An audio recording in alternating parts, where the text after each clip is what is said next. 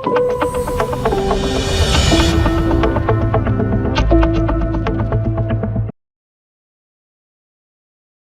எவ்வளோ நாள் போகுமோ அந்த அளவுக்கு க்ரூட் ப்ரைஸஸ் அஃபெக்ட் ஆகும். க்ரூட் ப்ரைஸஸ் மாறும்போது க்ரூட் வந்து இப்போ டிரான்ஸ்போர்ட்டேஷன், எனர்ஜி எல்லாத்தோட காஸ்ட்டையும் அதிகப்படுத்திடும். க்ரூட் விலை ஏறும்போது அதை டிபெண்ட் பண்ணி இருக்க எல்லா இண்டஸ்ட்ரீஸோட ப்ராடக்ட்ஸோட விலையும் கூடிடும். இந்த வார் சுச்சுவேஷன் எப்போ மாறுதோ, எப்போ க்ரூட் ஆயில் ப்ரைஸ் வந்து கொஞ்சம் கட்டுக்குள்ளே வருதோ அப்போ தான் வந்து திருப்பி ஒரு ஸ்டெபிலிட்டி வரும் மார்க்கெட்டில். அது வரைக்கும் வந்து நியூஸ் ஃப்ளோ பேஸ்டாக தான் மார்க்கெட் ரியாக்ட் ஆகும். இப்போ கோல்டில் அவங்க அதிகமாக வச்சுருந்தாங்கன்னு வைங்களேன், இந்த சமயம் வந்து கோல்டு கொஞ்சம் விழுகாமல் இருக்குது. ஸோ கோல்டுலேருந்து எடுத்து நீங்கள் ஈக்விட்டி சீப்பராக இருக்கும்போது நீங்கள் ஈக்விட்டியில் வாங்கலாம். ஸோ அசெட் அலோகேஷன் எல்லா சமயத்துலையும் அவங்க கரெக்டாக வச்சுக்கணும். எனக்கு தெரிஞ்சு ஈக்விட்டி அசெட்ஸ் வந்து குட் ஆப்ஷன். ஏன்னா லாங் டேர்ம்க்கு நீங்கள் 10 வருஷத்துக்கு நீங்கள் எடுத்துக்கிட்டிங்கன்னா ஈக்விட்டி கொடுக்குற ரிட்டர்ன் எந்த அசெட்டும் கொடுக்காது. கோல்டு வந்து ஆவரேஜாக 8 to 9%, 7 to 8% கொடுக்கும். அது அதிகமான வேல்யூவேஷன் இருக்கிறதுனால அதுவே இப்போ அடுத்த 10 இயர்ஸ்க்கு கொடுக்குமான்னு தெரில. இப்போ இந்த வார் கண்டிஷனால மார்க்கெட் கிட்டத்தட்ட 6 to 7% வந்து ஃபால் வந்து பார்த்துருக்கு. ஸோ கிராஷ் வரதுக்கு எது வாய்ப்பு இருக்கா சார்? பார்த்தீங்கன்னா large cap, mid cap, small cap எல்லாமே வந்து இருக்க வேண்டிய விலையில தான் இருக்குது. இந்த கரெக்ஷனுக்கு அப்புறமும் கூட நம்ம போன 2 வீடியோவில் பேசின மாதிரி லாஸ்ட் 2 இயர்ஸ் 3 இயர்ஸ்க்கான ரிட்டர்ன் ரொம்ப நல்ல ரிட்டர்ன் வந்திருக்கிறதுனால வேல்யூவேஷன்ஸ் கொஞ்சம் அதிகமாக தான் இருக்குன்னு சொல்லியிருந்தேன். ஸோ அது இப்போ தான் கொஞ்சம் நார்மல் வேல்யூவேஷன்ஸ்க்கு வருது. ஸோ இந்த மாதிரி கரெக்ஷன்ஸில் நம்ம வாங்கி அக்யூமுலேட் பண்ணுறதுக்கான டைமாக தான் இருக்கும் அது.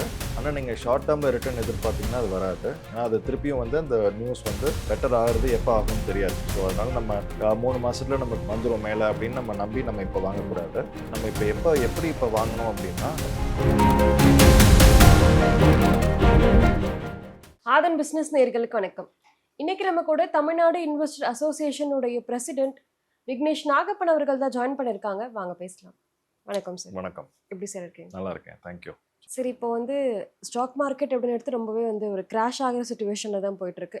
ஸ்டாக் மார்க்கெட் மட்டும் இல்லாமல் ரியல் எஸ்டேட், கோல்டு இது எல்லாமே கொஞ்சம் வீக்காக தான் இருக்குது. எல்லா அசட் கிளாஸும் ஒரே டைமில் இப்படி ஒரு ஸ்டாக்னண்ட்டாக இருக்கும்போது இன்வெஸ்டர்ஸ் எந்த மாதிரி அசட் கிளாஸை சூஸ் பண்ணலாம்? இப்போ ஏன் இந்த மாதிரி ஒரு இறக்கமான ஒரு சூழ்நிலை இருக்குன்னா, இந்த ஒரு வார் சுச்சுவேஷன் இருக்கிறதுனால தான். ஏன்னா வாரில் வந்து முக்கியமான ஒரு கமாடிட்டி வந்து இப்போ இதில் வந்து க்ரூட் ஆயில்ங்கிற ஒரு கமாடிட்டி அந்த வாரில் ரொம்ப சப்ளை அஃபெக்ட் ஆகும். அதாவது க்ரூடோட ப்ரைஸஸ் வந்து ரொம்ப வாலட்டைலாக இருக்குது. $100 பேரல் வரைக்கும் போச்சு. இப்போ திருப்பி கொஞ்சம் குறைஞ்சிருக்கு. ஸோ வார் எவ்வளோ நாள் போகுமோ அந்த அளவுக்கு க்ரூட் ப்ரைஸஸ் அஃபெக்ட் ஆகும். க்ரூட் ப்ரைஸஸ் மாறும்போது க்ரூட் வந்து இப்போ டிரான்ஸ்போர்ட்டேஷன், எனர்ஜி எல்லாத்தோட காஸ்ட்டையும் அதிகப்படுத்திடும். க்ரூட் விலை ஏறும்போது அதை டிபெண்ட் பண்ணி இருக்க எல்லா இண்டஸ்ட்ரீஸோட ப்ராடக்ட்ஸோட விலையும் கூடிடும்.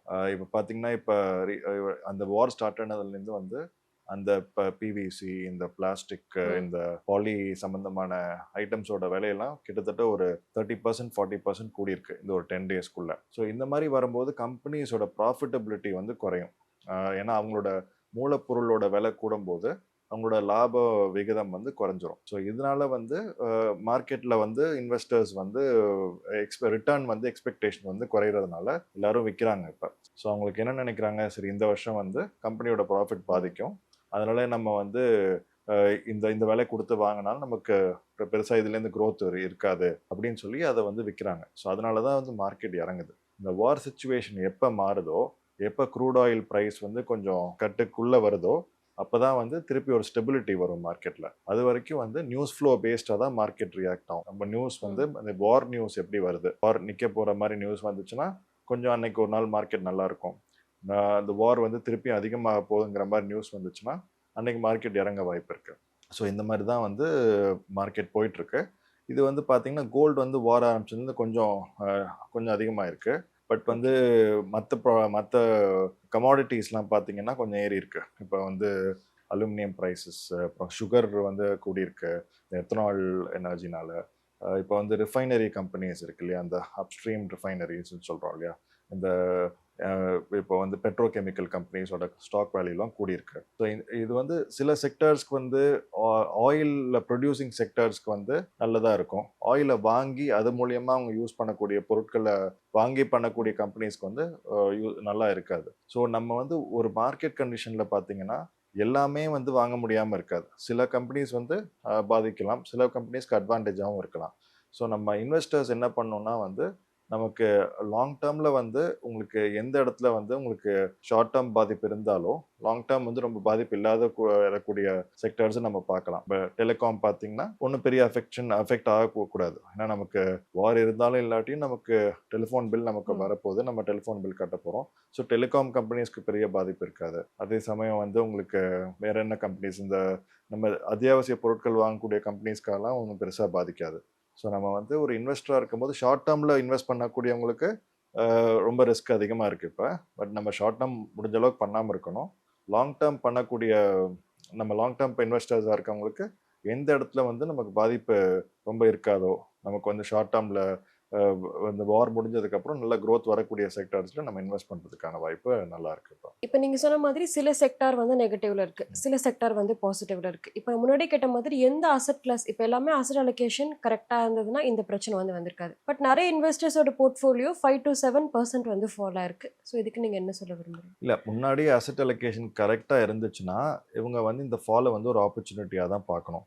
இப்போ கோல்டில் அவங்க அதிகமாக வச்சுருந்தாங்கன்னு வைங்களேன், இந்த சமயம் வந்து கோல்டு கொஞ்சம் விழுகாமல் இருக்குது. ஸோ கோல்டுலேருந்து எடுத்து நீங்கள் ஈக்விட்டி சீப்பராக இருக்கும்போது நீங்கள் ஈக்விட்டியில் வாங்கலாம். ஸோ அசெட் அலோகேஷன் எல்லா சமயத்துலையும் அவங்க கரெக்டாக வச்சுக்கணும். இப்போ வந்து எந்த இடத்துல வந்து அசெட் அலோகேஷன் வந்து கூடியிருதோ அந்த இடத்துல ப்ராஃபிட்டை புக் பண்ணிவிட்டு எந்த அசெட்டில் நம்ம இன்னும் ரொம்ப வாங்கலையோ அந்த அசெட்டுக்கு நம்ம கொண்டு வரணும். ஸோ ஒரு பேலன்ஸ்டான ஒரு அசெட் அலோகேஷன் இருந்தால் நம்ம ஒரு அசெட் கண்டிப்பாக விழுகாமல் இருக்கும், எல்லா அசெட்டும் ஒரே சமயம் விழுகாது. ஸோ நம்ம வந்து இப்போ ரொட்டேட் பண்ணக்கூடிய ஒரு இடத்துல இருப்போம். நம்ம இப்போ நமக்கு ஈக்விட்டியில் நமக்கு போட்டால் நல்ல டைம் இப்போ, ஆனால் வந்து ஈக்விட்டியில் நம்ம எல்லாமே ஈக்விட்டியில் வச்சுருந்தோம்னா நம்மளால விற்க முடியாது. அதனால நம்ம கோல்டு வச்சுருந்தோம்னா கோல்டை விற்று நம்ம ஈக்விட்டி வாங்கலாம். ஸோ அசெட் அலோகேஷனோட இம்பார்ட்டன்ஸே அதுதானே. நம்ம எல்லா அசெட்டையும் நம்ம வந்து ஒரு அளவுக்கு வச்சுருந்தோம்னா நம்ம பாதிப்பு நமக்கு மொத்தமாக நம்ம மேலே இருக்காது. நமக்கு வந்து ஒரு நம்ம ரிஸ்க் வந்து பல அசெட்ஸில் பிரிஞ்சிடும். ஈக்விட்டிலே வந்து சில ஏரியாஸ் வந்து ஓரளவுக்கு சீப்பராக இருக்கக்கூடிய அசெட்ஸில் இருந்தீங்கன்னா, சீப்பராக இருக்கக்கூடிய ஒரு செக்டார்ஸ் இருந்தீங்கன்னா ரொம்ப இறங்கி இருக்காது. இப்போ நீங்கள் சில செக்டார்ஸ் பார்த்தீங்கன்னா ரொம்பவே இறங்கியிருக்கு. இந்த வார் யாரையும் ப்ரெடிக்ட் பண்ணியிருக்க முடியாது. பட் நம்ம எல்லாத்தையும் ஒரு பேலன்ஸ்ட் அப்ரோச்சில் இருக்கும்போது நம்ம வந்து ஏதாவது இந்த மாதிரி வந்தால் கூட நம்மளால சமாளிக்கக்கூடிய ஒரு நிலைமை நமக்கு இருந்திருக்கும் ஒரு அசெட் அலோகேஷன் பண்ணியிருக்கும் போது. இப்போ லாஸ்ட் 2 இயர்ஸாக வந்து கோல்டு நல்லா பெர்ஃபார்ம் பண்ணிக்கிட்டு இருந்துச்சு. ஸோ இப்போ இன்வெஸ்டர்ஸோடைய மைண்ட் செட் எந்த அசெட் கிளாஸை நோக்கி சார் போய்கிட்டு இருக்கு? இப்போ வந்து எல்லாமே வந்து இன்வெஸ்ட் பண்ணுறதுக்கு வந்து எல்லாம் ஒரு பார்த்து தேடி போய் வாங்கக்கூடிய ஒரு இடத்துல தான் இருக்குது. எதுவுமே சீப்பாக இல்லை. கோல்டும் சீப்பாக இல்லை, ஈக்விட்டியும் சீப்பாக இல்லை. இப்போ வந்து டெபாசிட்ஸ்லேயும் வந்து இப்போ வந்து இன்ட்ரெஸ்ட் ரேட்ஸ் வந்து இன்ஃப்ளேஷன் அதிகமாக போகுது. ஏன்னா இப்போ எல்லா மூலப்பொருளோட விலையெல்லாம் கூடும்போது நமக்கு இன்ஃப்ளேஷனே அதிகமாகிடும். இன்ஃப்ளேஷன் அதிகமானா வட்டி விகிதங்கள் வந்து கூடலாம். வட்டி விகிதங்கள் கூடும்போது உங்களுக்கு டெட் ஃபண்ட்ஸோட ரிட்டர்ன்ஸும் வந்து இப்போ இருக்கிறத விட கூடினதுக்கப்புறம் வாங்கினா தான் நமக்கு டெட் ஃபண்ட்ஸ்லேயும் நமக்கு பெட்டர் ரிட்டர்ன்ஸ் கிடைக்கும். ஸோ எதுவுமே வந்து இப்போ பெரிய ஒரு அட்ராக்டிவான ஒரு இன்வெஸ்ட்மெண்ட் ஃபேஸில் இல்லை. இப்போ நம்ம இப்போ என்ன பண்ணலான்னா கேஷை ரெடி பண்ணி வச்சுக்கிட்டு நம்ம வெயிட் பண்ணி இறங்க வந்து நம்ம வாங்குறது தான் கரெக்டான ஒரு ஸ்ட்ராட்டஜியாக இருக்கும். நமக்கு வந்து ஒரு ஒரு ஒரு வாட்ச் லிஸ்ட்டுன்னு சொல்லுவோம். எந்த கம்பெனிஸை வாங்கணும் இல்லை எதை வாங்கணுமோ நம்ம பார்த்து வச்சுக்கணும், ரெடியாக வச்சுக்கணும் கேஷை. நம்ம கரெக்டாக அந்த ப்ரைஸ் வரும்போது நம்ம போய் வாங்கணும். அது வரைக்கும் வெயிட் பண்ணணும். நம்ம இப்போவே வந்து எல்லாத்தையும் வாங்கிட்டோம்னா வார் இன்னும் நீடிச்சிச்சுன்னா இன்னும் இறங்குச்சுன்னா மார்க்கெட், அப்போ நமக்கு வாங்க முடியாது. அப்போ நம்ம வாங்கினதுக்கப்புறம் இறங்குற மாதிரி ஆயிருந்திருக்கும். அப்போ ஸோ நம்ம எதை வாங்கினாலும் நம்ம வந்து கொஞ்சம் கொஞ்சமாக வாங்கணும். ஒரே சமயத்தில் எல்லாத்தையும் வாங்கிட்டா அதுக்கப்புறம் இறங்குனா உங்களால் ஒன்றும் பண்ண முடியாமல் போயிடும். ஸோ நீங்கள் வந்து நீங்கள் ஒரு 20-25% நீங்கள் கேஷ் வச்சுக்கிட்டிங்கன்னா, நம்ம லாஸ்ட் டைம் பேசும்போது கூட சொன்னேன், ஒரு 20% 15% கேஷாக வச்சுக்கலாம், ஃபிக்ஸ் டெபாசிட்ஸில் வச்சுக்கலான்னு கூட நான் சொல்லியிருந்தேன். ஸோ அந்த மாதிரி இருக்கும்போது வந்து ஒரு 5% எடுத்து இப்போ கொஞ்சம் வாங்கலாம் ஏதாவது ஒன்று, அப்புறம் திருப்பி விழுந்தால் திருப்பி 5% இன்னும் கொஞ்சம் வாங்கலாம். அந்த மாதிரி நம்ம வந்து விழுக வாங்கும்போது மார்க்கெட் திருப்பி ரெக்கவர் ஆகும் இல்லையா. வார் முடிஞ்சு ரெக்கவர் ஆகும்போது நீங்கள் பண்ண அந்த 5% 7% லாஸ் ஆயிருக்குன்னு சொல்கிறீங்களா போர்ட்ஃபோலியோவில், அது திருப்பி ரெக்கவர் ஆயிடும். நீங்கள் இறக்கத்தில் வாங்கும்போது உங்களுக்கு அந்த அட்வான்டேஜ் கிடைச்சிடும். ஏன்னா நீங்கள் வந்து ஒரு சீப்பான இடத்துல வாங்கியிருப்பீங்க. ஸோ உங்களுக்கு அந்த மார்க்கெட் ரெக்கவர் ஆகும்போது உங்களுக்கு அந்த ப்ராஃபிட் வந்து திருப்பி உங்களுக்கு பண்ணிட முடியும், உங்கள் லாஸை ரெக்கவர் பண்ணிட முடியும் சீக்கிரமாக. ஓகே, இப்போ 5 to 10 இயர்ஸ்க்கு ஒரு அசட்டோட பேட்டர்ன் சேஞ்ச் ஆகிட்டே இருக்கும். ஸோ இப்போ நெக்ஸ்ட் 5 to 10 இயர்ஸ்ல எந்த அசட்ஸை நல்லா பெர்ஃபார்ம் பண்ணுறதுக்கு சான்ஸ் இருக்கு? எனக்கு தெரிஞ்சு ஈக்விட்டி அசெட்ஸ் வந்து குட் ஆப்ஷன். ஏன்னா லாங் டேர்ம்க்கு நீங்கள் 10 வருஷத்துக்கு நீங்கள் எடுத்துக்கிட்டிங்கன்னா ஈக்விட்டி கொடுக்குற ரிட்டர்ன் எந்த அசெட்டும் கொடுக்காது. கோல்டு வந்து ஆவரேஜாக 8 to 9%, 7 to 8% கொடுக்கும். அது அதிகமான வேல்யூவேஷன் இருக்கிறதுனால அதுவே இப்போ அடுத்த 10 இயர்ஸ்க்கு கொடுக்குமான்னு தெரில. நான் வந்து கேகர் பேசிஸில் சொல்கிறேன், அதாவது வருஷம் கொடுக்கக்கூடிய ரிட்டர்னை சொல்கிறேன். டெட்டுமே வந்து ஒரு இன்ட்ரெஸ்ட் ரேட் சைக்கிளை பொறுத்து உங்களுக்கு 7-8% 9% ரிட்டர்ன்ஸ் கொடுக்கலாம். சில டெட் ப்ராடக்ட்ஸ் வந்து 10-11%, ரிஸ்கியான டெட் ப்ராடக்ட்ஸ் வந்து 10-11% கொடுக்கலாம். ஆனால் உங்களுக்கு ஈக்விட்டி பார்த்தீங்கன்னா நீங்கள் வந்து ஒரு வாங்கி கரெக்டான வேல்யூவேஷனில் வாங்கி வச்சிங்கன்னா 15-16% கூட கொடுக்கலாம், இல்லை வந்து அட்லீஸ்ட் 12-14% கூட கொடுக்கலாம். ஸோ நீங்கள் லாங் டேர்ம்னு பார்த்தீங்கன்னா equity is the best asset class. ஆனால் ஈக்விட்டி அதுக்காக நீங்கள் மொத்தமாக ஈக்விட்டி வாங்கணும்னு நான் சொல்லலை. எல்லாத்தையும் நீங்கள் சொன்ன மாதிரி அசெட் அலோகேஷனில் வந்து வாங்கணும். ஈக்விட்டிக்கான அலோகேஷனுக்கு ஈக்விட்டி வாங்கணும், மற்ற அசெட்ஸும் கொஞ்சம் வச்சுக்கணும். பட் இப்போ நீங்கள் கேட்ட கேள்வி வந்து 10 வருஷத்துக்கு எது பெஸ்ட் அசெட்னு கேட்டீங்க, அது வந்து ஈக்விட்டி தான். நீங்க முன்னாடி சொன்ன மாதிரி ஷார்ட் டேர்ம் வந்து எதிர்பார்க்காதீங்க. பட் நிறைய பேரோட மைண்ட் செட் வந்து ஷார்ட் டேர்ம்ல பணம் பண்ணணுன்றதுக்கு. ஸோ இதுக்கான ட்ரேடிங் ஆகட்டும், ஸ்டாக்ஸ், கிரிப்டோ, இது எல்லாமே. ஸோ நிறைய ஆல்டர்னேட்டிவ் அசெட் கிளாஸ், ஆல்டர்னேட்டிவ் இன்வெஸ்ட்மெண்ட்டுமே வந்து வந்துகிட்டு இருக்கு. ஸோ இதை பத்தி எப்படி சார் பார்க்குறேன்? நிறைய ஆல்டர்னேட்டிவ் இன்வெஸ்ட்மெண்ட்ல இன்வெஸ்ட் பண்ணலாமா? ஷார்ட் டேர்மில் வந்து எந்த இன்வெஸ்ட்மெண்ட்டுமே ரிஸ்கியான இன்வெஸ்ட்மெண்ட் தான். ஸோ நம்ம ரிஸ்க் எடுக்கணுமாங்கிற கேள்வியை தான் நீங்கள் ஃபஸ்ட்டு ஆன்சர் பண்ணிக்கணும். இப்போ யாரும் நான் வந்து 6 மாதத்துல எனக்கு டபுள் ஆகணும், இல்லை உனக்கு வந்து 1 வருஷத்துல எனக்கு வந்து இதை வந்து நான் டபுள் பண்ணணும் அப்படின்ற மாதிரி ஒரு மைண்ட் செட்டில் அவங்க போய் இன்வெஸ்ட் பண்ணாங்கன்னா அவங்க எக்கச்சக்கமாக ரிஸ்க் எடுக்கிறாங்கன்னு அர்த்தம். ஏன்னா வந்து அந்த 1 இயர் கழிச்சு நியூஸ் வரதை பொறுத்து எப்படி வேணாலும் மாறலாம் அந்த ப்ரைஸ். நீங்கள் வாங்கினதுக்கப்புறம் வந்து அது நல்ல அசெட்டாக இருந்தால் கூட அது வந்து நீங்கள் வாங்கினதை விட குறையலாம். ஸோ உங்களுக்கு வந்து ஷார்ட் டேர்ம் வந்து முடிஞ்ச அளவுக்கு வந்து பண்ணாமல் இருக்கணும். ஷார்ட் டேர்மில் வந்து பண்ணுற அந்த ஆல்டர்னேட்டிவ் அசெட்ஸ் பற்றி கேட்டிங்க. ஆல்டர்னேட்டிவ் அசெட்ஸுமே வந்து ஒரு லாங்கர் டேர்ம் அசெட்ஸாக தான் இருக்குது. இப்போ நீங்கள் வந்து ஒரு ஆல்டர்னேட்டிவ் இன்வெஸ்ட்மெண்ட் ஃபண்டோ, இல்லை வந்து நீங்கள் இதெல்லாம் பிஎம்எஸ் போடுறீங்க, நிறையா இந்த மாதிரி இன்ஸ்ட்ருமெண்ட்ஸ்லாம் போடுறீங்க, எல்லாமே வந்து ஒரு லாங் டேர்ம் அசெட் தான் அது. இந்த கிரிப்டோஸ் வந்து நான் ஒரு அசெட்னு சொல்ல மாட்டேன். கிரிப்டோ வந்து இட் இஸ் லைக் இது வந்து ரெகுலேட்டட் கிடையாது இந்தியாவில். வந்து அது அக்செப்டபிள் அசெட் மாதிரி அது கிடையாது. கவர்மெண்ட் வந்து அது அங்கீகரிக்கல அதை. ஸோ அதனால அதில் ஏதாவது பணம் போனாலோ இதோ யார்கிட்டையும் நீங்கள் போய் கம்ப்ளைண்ட் பண்ண முடியாது. அதுக்கான ஒரு கவர்மெண்ட்டோட ஒரு சேஃப்டி அதில் இல்லை. அதனால வந்து அது ஒரு இன்வெஸ்ட்மெண்ட்டாக நான் சொல்லவே மாட்டேன் கிரிப்டோவை. அது கிரிப்டோங்கிறதே வந்து ஒரு டாலருக்கு பதிலாக ஒரு டிஜிட்டல் கரன்சிங்கிற மாதிரி கொண்டு வந்தாங்க. ஆனால் அந்த கரன்சியாகவே அது யாரும் ரெகக்னைஸ் பண்ணலை. அப்போ நீங்கள் ஒரு பொருள் வாங்கும்போது நீங்கள் கிரிப்டோ கொடுத்து வாங்க முடியுமா? வாங்க முடிகிற மாதிரி தெரியல. இந்தியாவில் இப்போதைக்கு அது வாங்க முடியாது. அப்படிங்கிற போது நீங்கள் அது எதை நம்பி நீங்கள் அதை வாங்கி வைக்கிறீங்க? அது விலை ஏறும்னு நம்பி வாங்கி வைக்கிறீங்க. விலை ஏறிடுச்சுன்னா நீங்கள் கொடுத்துட்றேன்னு சொல்லிடுறீங்க. அது வந்து ஒரு டிஜிட்டலாக ஒரு இடத்துல ஸ்டோர் ஆகிருக்கு. அந்த டிஜிட்டலாக ஒரு ஸ்டோர் ஆகிருக்கிறது வந்து நீங்கள் எப்படி யூஸ் பண்ண போகிறீங்க, எப்படி விற்க போகிறீங்க, எப்படி அந்த வேல்யூ உங்களுக்கு அன்லாக் ஆக போகுது, இதெல்லாமே ஒரு மர்மமாக தான் இருக்குது இன்னுமே. ஸோ தெரியாத ஒரு விஷயத்தை பற்றி நம்ம ரொம்ப ரிஸ்கியான ஒரு விஷயம் அது. ஸோ அதை அவாய்ட் பண்ணுறது பெட்டர் ஆக்சுவலி. இப்போ இன்வெஸ்ட்மெண்ட் ஸ்ட்ராட்டஜி பொறுத்த வரைக்கும் அர்பன் ரூரலுக்கும் வேறு டிஃப்ரென்ஸ் வந்துருக்கு. ஸோ இப்போவுமே நிறைய பேர் நம்ம அர்பன்லேயே வந்து போஸ்ட் ஆஃபீஸ், எஃப்டி இதெல்லாமே போட்டுட்ருக்காங்க. ஸோ இன்னுமே ரூரல் சைடில் ஈக்விட்டி மார்க்கெட்டுக்கு பற்றின அவேர்னஸ் இன்னுமே குறைவாக தான் இருக்கா? கண்டிப்பாக நீங்கள் சொல்கிற மாதிரி ரூரல் செக்மெண்ட்ஸில் பார்த்தீங்கன்னா வந்து அவங்க ஃபினான்ஷியல் அசெட்ஸை வந்து ரொம்ப பெருசாக கருதலை. அதை அவங்க எல்லாமே வந்து ஃபிசிக்கல் அசெட்ஸ், கோல்டும், இடம், நிலம், இதைத்தான் வந்து அவங்க முதலீடு பண்ணுறாங்க. இல்லாட்டி வந்து இப்போ வந்து சிட்டு போடுறாங்க நிறைய பேர் ரூரல் இடத்துல.